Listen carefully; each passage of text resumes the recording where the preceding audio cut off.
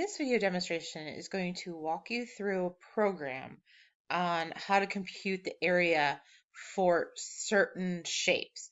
So we have three different shapes: a circle, a square, and an equilateral triangle.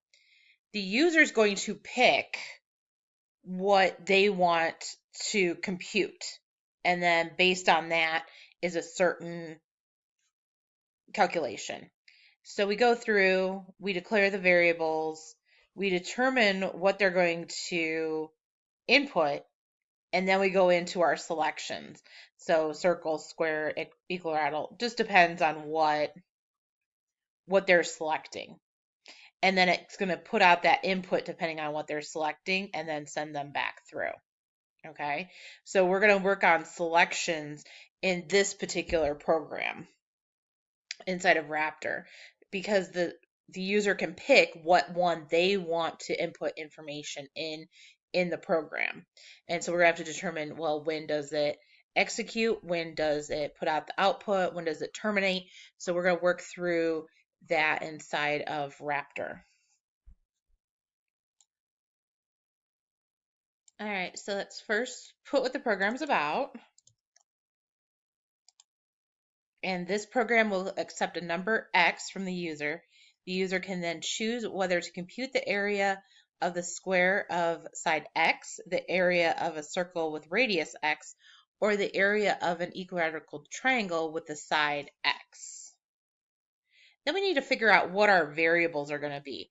This is really just telling you that x should already be a variable, because that's the side, so we know we need to do that. Then we know we need an answer. We need something to store it.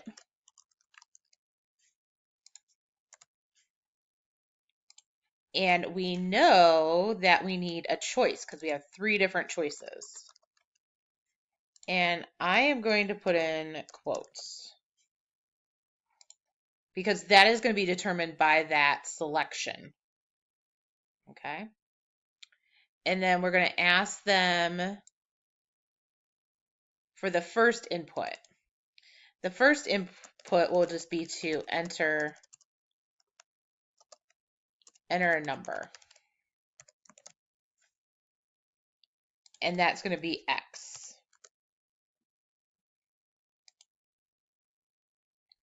Then we're going to go into our selections. There was a hint given that x should be, right, greater than 0. So, because if it's 0, it's hard to we can't calculate. So in the selection, we're going to have x is greater than 0. And I'm going to put over here, since this calculation represents the dimension of a shape, your number must be greater than 0. Okay, so it wants me to save it now.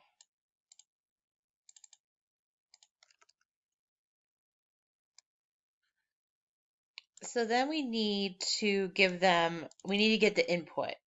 So, do you want to compute the area of a square, circle, or equilateral triangle? Enter S for square, C for circle, or T for an equilateral triangle.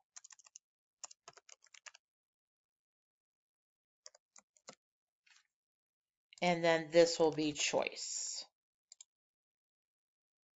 So now we have where we're inputting, and now we need to get our choices. So we're going to do another selection where we're going to determine the first one. So does choice equal S?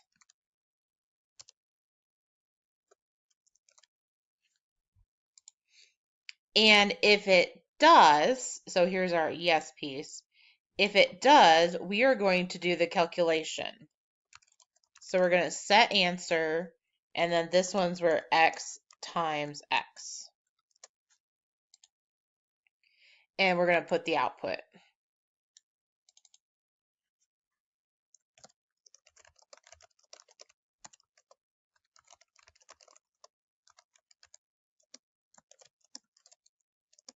Okay, so then we're going to have x is,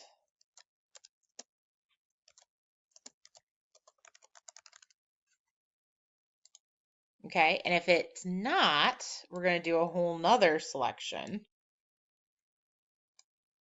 And we're going to say choice again.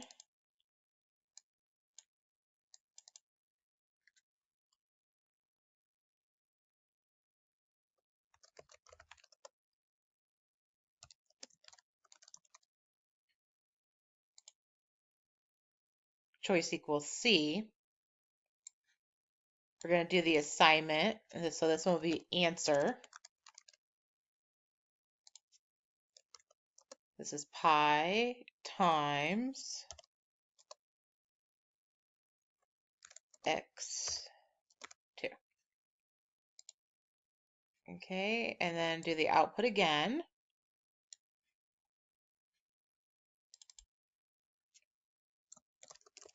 The area of a circle with radius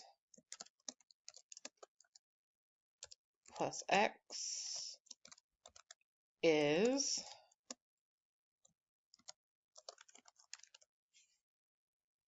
and then as you can guess, our last selection, and it really doesn't matter what order you put these selections in,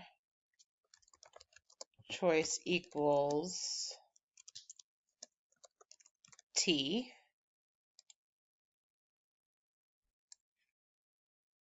Assignment, this is going to be answer, square root 3 divided by 4 times x square root 2. And then as you guessed it again, this is the output, the area of an equilateral triangle with side plus x is plus answer. And then if there's none, so like it goes through this thing and none of these choices are the same. Not sure what you meant. Your response does not match any of the options. Okay, so I'm going to save this. I'm going to run this and see what happens. So initializing my variables, I'll go do 5. And let's go ahead and do S. It runs through S and it says flowchart complete. The area of a square with size 5 is 25. And that would be right. 5 times 5 is 25.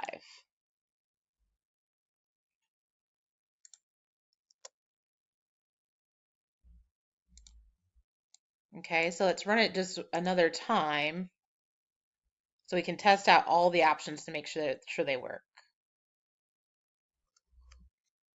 5. I'm going to do C. So the area of a circle with radius 5 is 78.53.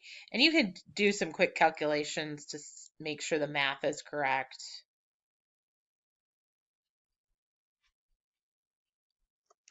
And then we're going to do T. Oop. Okay, so I didn't think about it and I didn't enter the proper number. So that's why I got an error. Enter number 5. T runs it through, it finds it, it does the calculations, it kicks it out. And then it says side 5 is 10.8253. So this is how you work a program when they have selections. So you need to make a selection, determine which is yes, which is no, what calculations and what outputs you need to have on there. Lastly, you should be adding in comments. So if you just click on any one of these, you can add comments.